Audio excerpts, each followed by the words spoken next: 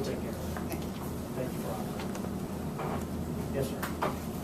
Your Honor, I thank you first for allowing us to be here, and Jonathan, Betsy, and Howard, thank you also.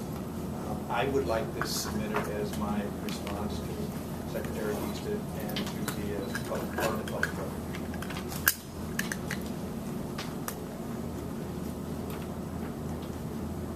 I don't know if I can read as slow as you can, but 2 days following the 2007 November general election, the Putnam County Board of Elections was placed on administrative oversight by the Secretary of State for disregard of and failure to follow directives issued by the Secretary of State, see Exhibit A.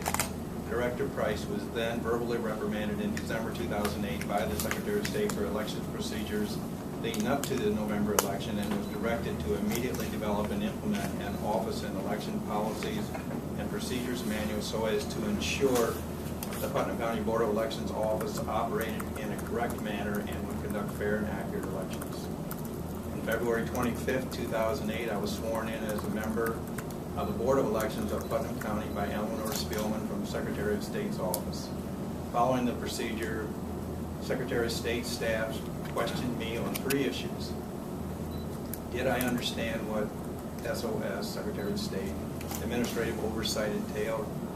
Did I understand the complexity and the seriousness of the existing problems within the Putnam County Board of Election? And was I, as a board member, prepared to deal with those issues? I was then told and assured by the Secretary of State's office that safety measures for monitoring the Putnam County Board of Elections' daily activity had and would be established, which included semi-monthly monitoring phone calls between the Secretary of State's office and the Putnam County Board of Elections, review of all Putnam County Board minutes, and assignment of Gene Burklow as a SOS liaison to closely observe and monitor Putnam County. In addition, if there were more immediate questions or issues, I was advised to call David Farrell, Assistant to Secretary Bruner. It was recommended to consult our prosecutor for legal advice regarding BOE procedures and to rely on senior Board of Elections members, which had 18 years plus experience regarding everyday operations and election business. I was told all of this on November 25th, along with another newly sworn in BOE member, 5 days prior to a primary election, which was March 4th, and leading up to the presidential election in November, with no previous election board experience, no BOE training, no BOE election manual, and no local policies and procedures manual. From March 3rd, 2008 through January 2009, first 10 months of my first term, the 9 violations of the Sunshine Law as determined by Judge Waters occurred in our BOE office.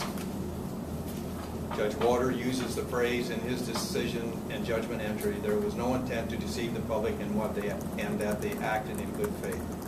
Although I believe Judge Waters was referring to the technical violations regarding the executive session, I believe the board acted within those same parameters regarding the Sunshine Law infractions.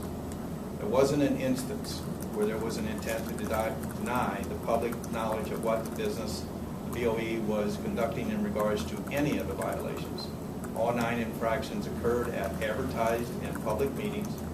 Accurate minutes were recorded, and those minutes were sent to the Secretary of State's office for their review, verification of compliance with the law, and their comments. In January of 2009, the board was made aware that the past meeting notices and the agendas did not coincide. At that point in time, we changed the process of meeting preparation and notification. As a result of those actions, no further violations of the Sunshine Law occurred after January 2009. Mr. Secretary, you said in your letter to me 9 aforementioned violations occurred during our watch, and so, therefore, we are responsible. As a board member during that specific time period, I believe a portion of that responsibility and ownership of those actions are mine to accept.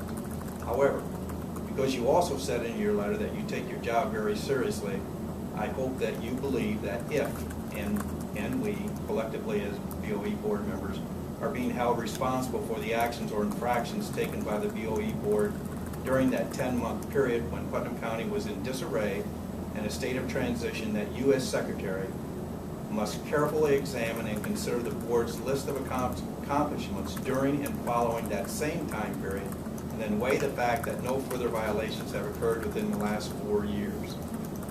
The accomplishments, and I'm listing a few, as of 2008.